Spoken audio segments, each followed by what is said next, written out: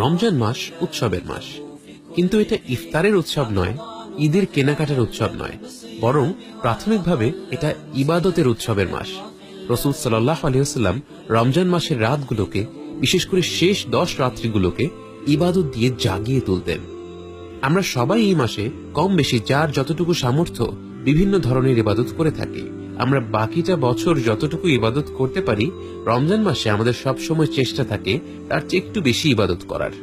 আল্লাহ রাসূল সাল্লাল্লাহু আলাইহি ওয়াসাল্লাম বলেন, আদ-দুআউ হুয়াল ইবাদাহ, দোয়াই হচ্ছে ইবাদত। দোয়া আসলে এমন একটি ইবাদত যার মাধ্যমে আমরা আল্লাহর সাথে একটি আন্তরিক সম্পর্ক গড়ে তুলতে পারি। আমরা যে কোনো অবস্থাতেই, যে কোনো পরিস্থিতিতেই আল্লাহর কাছে দোয়া করতে পারি। যেমন আমি এই এখনই যদি আল্লাহকে বলি, হে আল্লাহ, আমাকে সঠিক কথা বলার তৌফিক দিন এবং ভুল ভ্রান্তি থেকে দূরে সরিয়ে রাখুন, আমিন, ব্যাস হয়ে গেল দোয়া। এতটাই সহজ। কিন্তু সেই সাথে ওলামারা বলেন, দোয়া করার সময় কিছু কিছু ধাপ মেনে চললে সেই দোয়া আল্লাহর কাছে আরো বেশি প্রিয় হয় এবং তা কবুল হওয়ার সম্ভাবনা আরো বেশি বেড়ে যায়। ইনশাআল্লাহ আমরা এমন 4টি ধাপের ব্যাপারে আজকে জানবো, এবং যখন আমরা একটু সময় নিয়ে দোয়া করার সুযোগ পাবো, তখন এই ধাপগুলো মেনে দোয়া করার চেষ্টা করব। শুরুতেই আল্লাহর প্রশংসা করা। এটি আসলে সুন্দর আদবের মধ্যে অন্তর্ভুক্ত। আমরা যেমন কোনো মানুষের সাথে সাক্ষাৎ হলে তাকে সালাম দেই, কুশল বিনিময় করি, তেমনি দোয়া যেহেতু আল্লাহর সাথে আমাদের কথোপকথন, আমরা তার সাথে কথা বলার শুরুতেই হুট করে আমাদের চাওয়াগুলো না বলে আগে তার প্রশংসা করলে দোয়াটা আরো সুন্দর হয়। আমরা বিভিন্ন দিকের আযকার দ্বারা আল্লাহর প্রশংসা করতে পারি, কিন্তু আর কিছু জানা না থাকলে শুধু আলহামদুলিল্লাহ রাব্বিল আলামিন বললেও আল্লাহর প্রশংসা হয়ে যায়।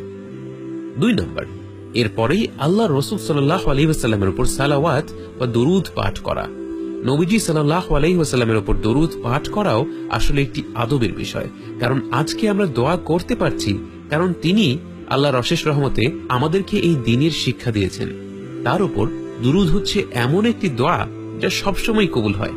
আমরা যখন আল্লাহর সবচেয়ে প্রিয় বান্দার জন্য আল্লাহুম্মা সাল্লি আলা মুহাম্মদ ওয়া আলা আলি মুহাম্মদ বলে দোয়া করব, তখন হয়তো আল্লাহ এতটা খুশি হয়ে যাবেন যে তিনি তার হাবিব সাল্লাল্লাহু আলাইহি ওয়াসাল্লামের প্রতি রহমত এবং ভালোবাসার উসিলায় আমাদের মতো গুনাহগার বান্দার ব্যক্তিগত দোয়াগুলোও কবুল করে দিবেন।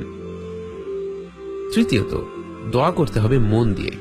আমাদেরকে মনে রাখতে হবে আমরা দোয়া করার সময় বিশ্ব জগতের রবের দরবারে দাঁড়িয়ে তার সাথে কথা বলছি। আমরা যদি একজন রাষ্ট্রপ্রধান বা একজন শহরের মেয়র বা এমনকি একটি বড় কোম্পানির মালিকের সাথেও সাক্ষাতের সুযোগ পাই, আমরা কি কখনো তার সাথে অন্যমনস্ক হয়ে কথা বলবো?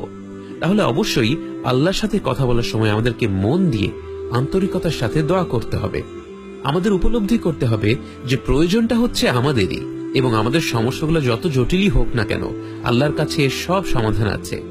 অতএব আমরা মন দিয়ে আকুল হয়ে আল্লাহর মাহাত্ম্য উপলব্ধি করে এবং আমাদের ক্ষুদ্রতা অনুভব করে দোয়া করব। এবং চতুর্থ পয়েন্ট হলো, শুধু দুনিয়ার জন্য দোয়া না করা। কারণ শুধু দুনিয়ার জন্য দোয়া করা হচ্ছে শয়তানের স্বভাব। সে আল্লাহর কাছে দোয়া করেছিল, আল্লাহ আমাকে কিয়ামতের দিবস পর্যন্ত রেহাই দিন। তার আখিরাত নিয়ে কোনো মাথা ব্যথাই ছিল না। কিন্তু কোরআনে আমরা শিখেছি, রব্বানা আতিনা ফিদ দুনিয়া হাসানা, হে আল্লাহ আমাদেরকে দুনিয়াতে ভালো দিন, ওয়া ফিল আখিরাতি হাসানা, এবং আমাদেরকে আখিরাতেও ভালো দিন, ওয়া কিনা আযাবান নার, এবং আমাদেরকে জাহান্নামের আগুন থেকে রেহাই দিন। 3টি জিনিস চাওয়া হচ্ছে, একটি হচ্ছে দুনিয়ার জন্য এবং 2টি হচ্ছে আখিরাতের জীবনের জন্য। রমজান মাস প্রতিটি মুমিন ব্যক্তির জন্য এক অমূল্য উপহার। একটি রমজান মাসের একটি রাতের একটি আন্তরিকতাপূর্ণ ইবাদত আমাদের অসীম আখিরাতের গন্তব্য পাল্টে দিতে পারে। আমরা মহিমান্বিত এই মাসে সব অবস্থাতেই আল্লাহর কাছে দোয়া করব। রাস্তায় চলাফেরার সময়, কোনো কাজের ফাঁকে, কোথাও অপেক্ষা করতে করতে, কোনো কাজ শুরুর আগে বা শেষ করার পরে।